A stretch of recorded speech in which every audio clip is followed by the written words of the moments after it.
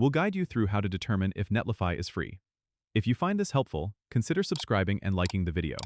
First, go to the Netlify website and log in with your account. Once you're logged in, you'll land on the dashboard. From here, you need to check your current plan. To do this, click on your profile icon in the top right corner and select Settings from the drop-down menu. In the Settings menu, look for the Billing section on the left-hand side.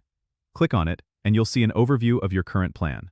Netlify offers a free tier called the Starter Plan, which should be listed here if you're using it. This plan includes basic hosting features, continuous deployment, and HTTPS. If you see the Starter Plan, then you're using Netlify's free tier.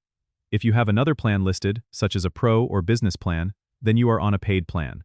Remember, the free tier is great for personal projects or small sites, but if you need more advanced features like team collaboration or higher bandwidth, you might need to upgrade. You can also scroll down to see detailed information about what your plan includes, which can help you decide if you need to switch plans. That's it. Now you know how to check if you're on a free plan with Netlify.